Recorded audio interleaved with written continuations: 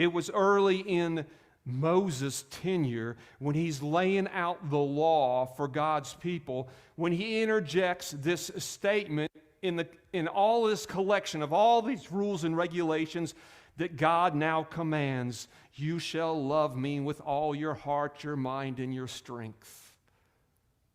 God commanded it. It appeared to be one of his laws. You have to love God.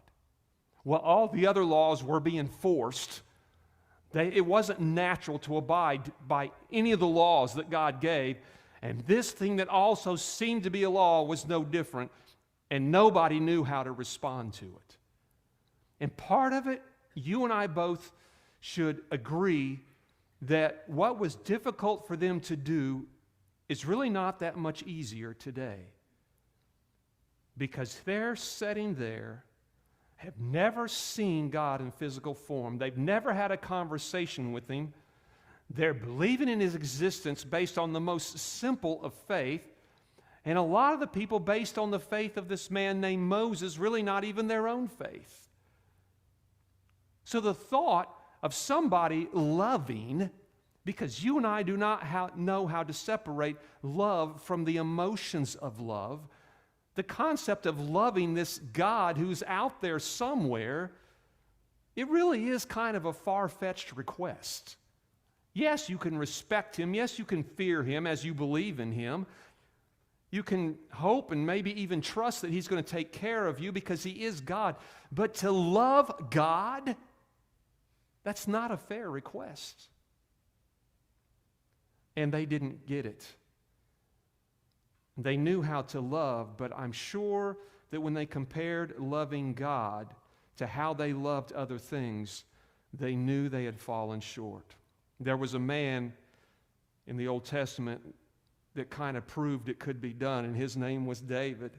He stood out in the crowd, and God made very clear to the prophet before he ever had this man anointed as king that he was a man after God's own heart, and that's why God wanted him to be king. And it was supposed to be symbolic for you and I today. The church generation that would be called kings in the earth, that there would have to be some kind of connection between having a man after God's own heart and becoming that king. There would be emerging somehow of those things. And David, he was a man who was after God's own heart. He loved God. In his songs, he would proclaim his love for God. He would proclaim his hunger for God, his thirst for God. He would proclaim how he would lay on his bed at night and ponder God's word that they had available in the scrolls. Now I want you to take that and let's compare it to our lives this morning with no condemnation, but with a reality check. This is a man who was after God's own heart, the shining example of a person who loved God. Not just respected God, not just feared God, not just believed in God, not just tried to abide to His laws and His commandments. Here's a man who loved God, and he is confessing, I love to ponder your word as I lay on my bed at night. And let's compare that to us, a 21st century American church generation, that more Christians than not still struggle to read their Bible because they don't love to meditate on God's word. They know they should read their Bible, so they discipline themselves and they make themselves read the Bible because they know as a Christian I should do this.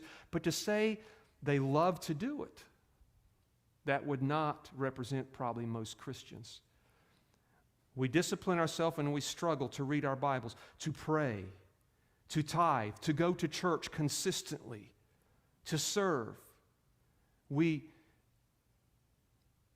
struggle with these things. David didn't seem to struggle with those things.